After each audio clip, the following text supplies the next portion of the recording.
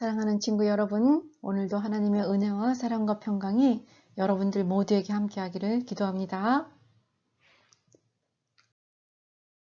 오늘은 탈무드에 나오는 아브라함에 대한 이야기를 잠깐 들려드릴게요. 유대민족의 아버지로 존경받는 아브라함이기에 탈무드에서는 아주 좋게 표현하려고 했으니 감안해서 들어주세요. 아브라함의 아버지 이름은 테라 혹은 데라라고 했는데요. 데라는 우상을 숭배했고 또 심지어 그 우상을 만들어서 파는 사람이기도 했어요. 아니, 아브라함의 아버지가 우상을 파는 사람이었다니요. 어느 날, 탈무드 얘기예요. 어느 날 아브라함의 아버지 데라가 다른 도시에 볼 일이 생겨서 잠시 가게를 비워야 되었어요. 그래서 아브라함에게 가게를 맡기게 되었고 아브라함은 그날 우상을 팔게 되었어요. 그런데 얼마 지나지를 않아 한 노인이 가게로 들어왔어요.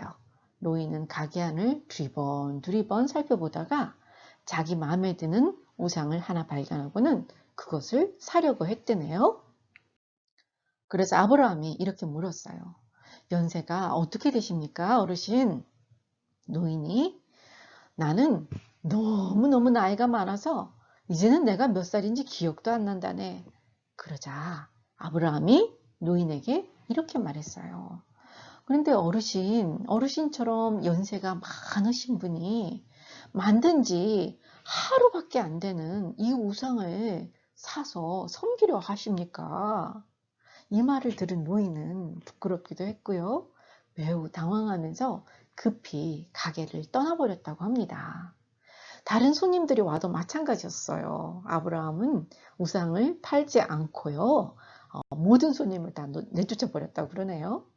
그 아브라함의 아버지 데라가 돌아왔을 때 어떻게 됐을지 참 궁금해요. 아마 그날은 아무것도 못 팔았을 것 같아요. 그죠? 어쨌든 아브라함에 대한 이 이야기가 사실인지 아닌지는 분명하지 않아요. 그렇지만 여기서 분명한 것은 우상을 섬기지 말라는 하나님의 교훈은 있는 것 같아요.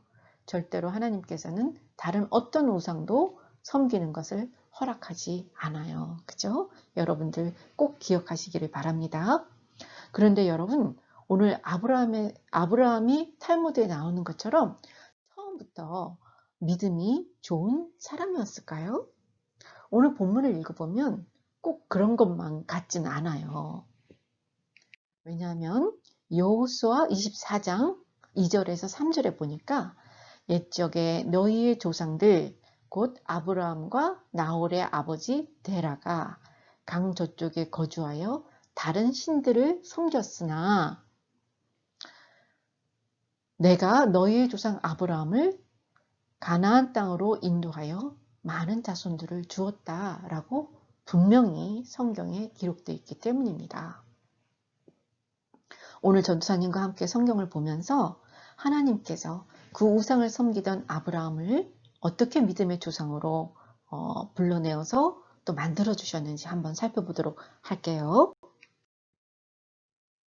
먼저 오늘의 본문의 배경을 잠시 살펴보면 하나님께서는 아담과 이브의 죄로 인해서 세상에 죄악이 가득한데 거기에 홍수를 일으켜서 세상의 모든 생물들을 다 쓸어버리려고 하셨어요. 그죠? 기억나시죠? 지난번 설교 시간. 그래서 그 중에서도 노아의 가족들만 특별하게 은혜를 입혀주셔서 노아의 가족들, 그러니까 노아의 와이프, 노아의 세 아들, 셈, 함, 야벳, 세 아들과 그의 와이프들을 통하여 다시 새롭게 세상을 시작하셨습니다.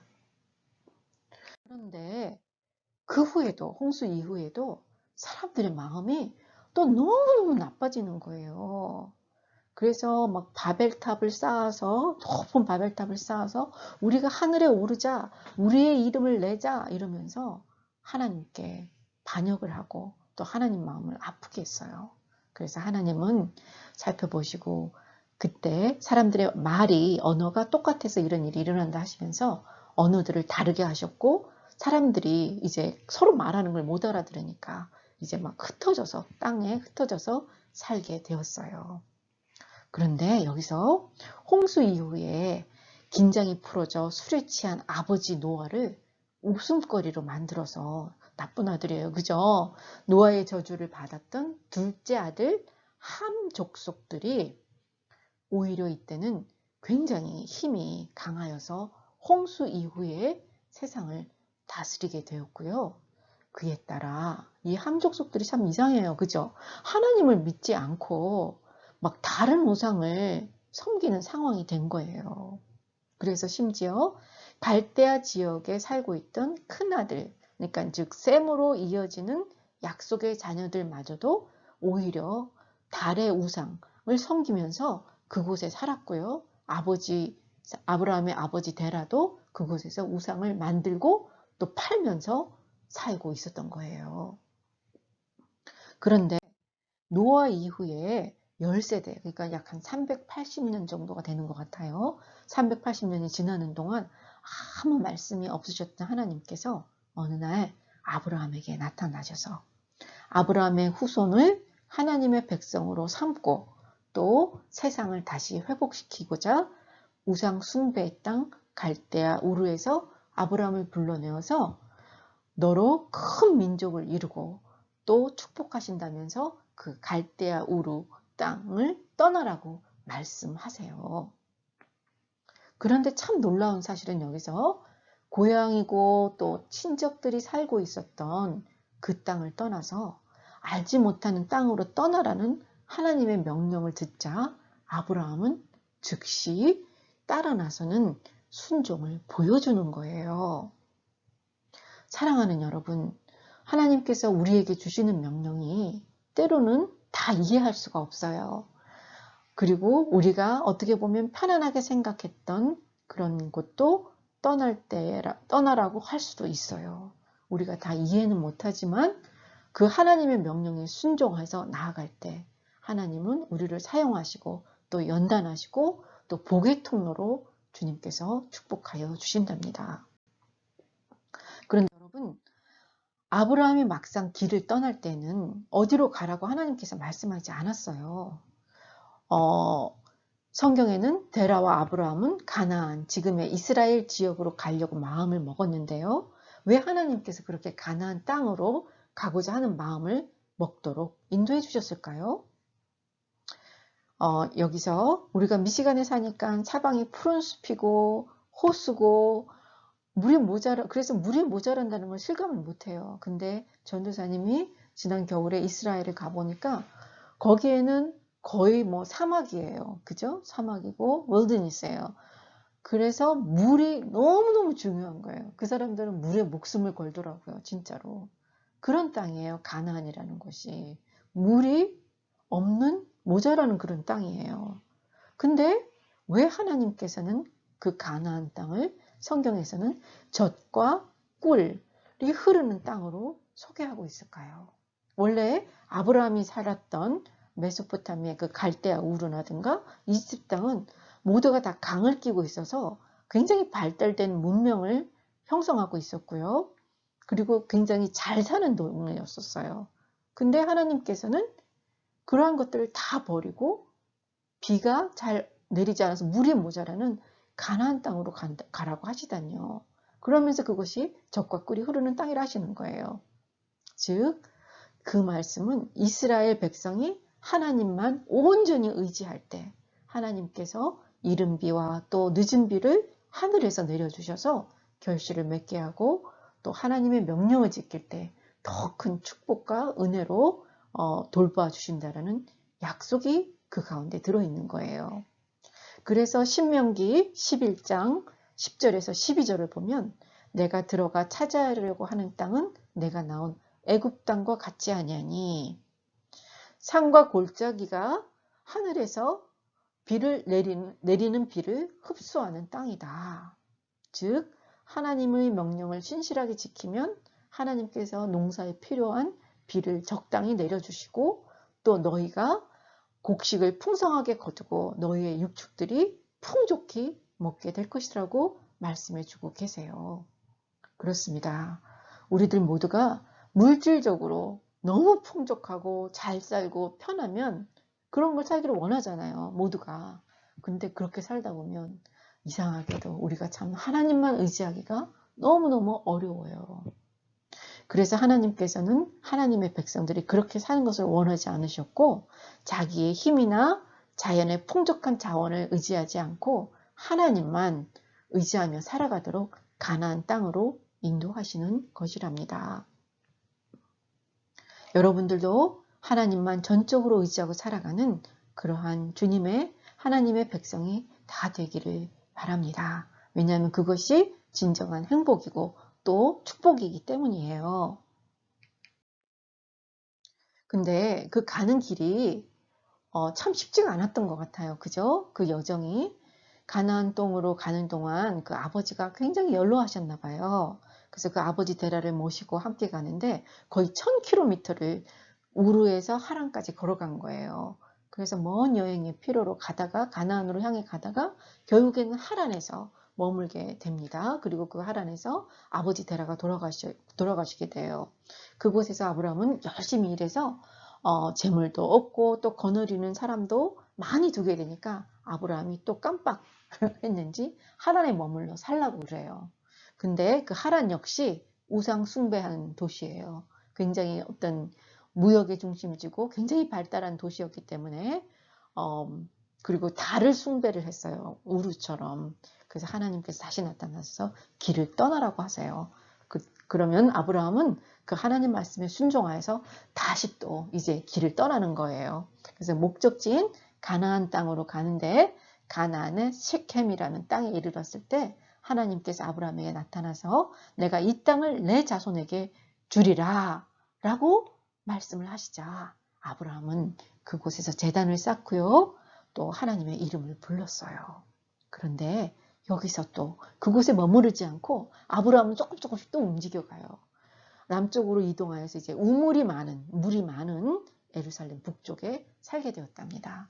근데 그것마저도 쉽지를 않았어요. 왜냐하면 그곳에는 그 전부터 살고 있었던 가나안 족속이 이미 살고 있었는데 이 가나안 족속들이 만만한 족속이 아닌 거예요. 그리고 매우 사나워서 맨날 이렇게 싸우는 거예요. 아브라함 그 식솔들하고. 그러니까 또 아브라함이 계속 이렇게 조금씩 움직여가면서 급기야는 건조한 지역인 사람이 별로 살지 않는 네게브 사막까지 밀려가서 살게 된 거예요. 그래서 하나님께서 주시겠다고 약속한 땅에서 용감하게 믿음으로 살지도 못하고 아브라함은 거기다가 또 가뭄이 되니까 이제는 잘 사는 땅, 또 이제 애굽, 이집트로 내려가자 하고서는 이집트까지 급기야 내려가는 거예요. 그런데 여기서 또 아브라함은 참 더 겁쟁이 같은 행동을 비겁하게 했어요. 어떤 행동을 했냐면 자기의 아내 사라가 많이 예뻤나 봐요. 그죠? 아름다웠으니까 겁이 난 거예요. 아내를 다른 그 이집트 사람들이 빼앗고 자기를 죽일까 봐. 그래서 그 아내 사라한테 아내라고 하지 말고 시스터라고 해요. 사실은 사촌 누이기도 해요. 사촌 시스터, 이렇게 커진이기도 한데, 근데 지금은 아내잖아요. 어쨌든 간에. 근데 아내라고 하지 말고 시스터라고 속였어요. 그러자 사라의 아름다움을 본 이집트 사람들이 사라를 이집트 왕 파라오에게 소개를 해주고 또 큰 재물을 주고 사라를 왕궁으로 데려와 왕비를 삼으려고 했어요. 그때 하나님께서 파라오 앞에 나타나셔서 사라를 구해내시고 또 아브라함에게 많은 재물을 가지고 이집트를 나올 수 있도록 도와주셨답니다. 이렇듯 아브라함이 비록 내 고향, 친척, 본토, 아비집을 떠나라 라고 하신 하나님 말씀에는 순종해서 길을 떠나긴 했지만 믿음이 약해서 슬금슬금 이렇게 자기가 좋게 생각되는 지역으로 자꾸 움직여 갔어요. 그죠? 그런데 하나님께서 이집트에서 자기와 함께 하시고 또 자기를 보호해 주신다는 사실을 깊이 경험하자 이제는 용기를 내어서 다시 하나님에 대한 믿음을 가지게 되었고 하나님께서 머물라고 한 그 가나안 땅으로 다시 돌아가서 머물게 된 거예요. 아이고 참. 그 이후에 하나님께서는 아브라함에게 나타나셔서 횃불 언약도 맺어주시고 또 할례 언약도 맺어주시면서 아브라함의 믿음을 계속적으로 키워주시고 마침내 그런 연단을 받은 아브라함은 그의 아들 이삭을 하나님께 바치라는 하나님의 테스트를 무사히 통과함으로 믿음의 조상이 되게 된 거예요. 그래서 오늘날 아브라함은 하나님께서 약속해 주신 대로 아브라함의 후손은 정말 하늘의 그 많은 별들과 같이 큰 민족을 이루게 된 것이에요. 놀라운 것은 여기서 하나 더. 아브라함은 이스라엘 사람들, 즉 유대인들의 믿음의 조상이에요. 거기서는 아브라함이 완전 이거예요. 그리고 온 세상의 크리스찬들, 그리고 기독교인들에게도 아브라함은 믿음의 조상이에요. 그리고 심지어 다른 종교인 이슬람들도 아브라함을 자기들 믿음의 조상으로 믿어요. 그리고 또 더 중요한 것, 우리 예수님께서 아브라함의 자손으로 태어나셔서 온 세상 사람들을 예수님으로 인하여 복을 받도록 하게 하셨답니다. 여러분 생각해 보세요. 이렇게 한 사람이 순종했을 때 이 한 사람의 작은 순종이 큰 역사를 이루어낸 거예요. 우리 KPCM 친구들도 하나님이 부르실 때 하나님으로부터 오는 복을 받고 또 그 하나님의 복을 이 세상 가운데로 흘러내리는 예수님이 사랑하시는 모든 어린이들이 다 될 수 있기를 소망합니다. 여러분, 우리 주님 예수님께서는 하나님 나라를 위하여 주님의 명령에 순종할 사람을 지금도 찾으시며 또 여러분들을 초대하고 계신답니다. 이러한 예수님의 초대에 여러분들 네 하고 응답하시겠습니까? 네, 예수님께서 초대할 때 여러분들도 또 저도 네 하고 응답하고 나아가는 우리 모두가 되기를 주님의 이름으로 소망합니다. 자, 그럼 우리 같이 기도함으로 설교를 마치도록 하겠습니다. 기도합시다. 하나님 아버지, 때로 우리가 가보지 않는 길을 가는 것은 너무너무 두렵고 떨립니다.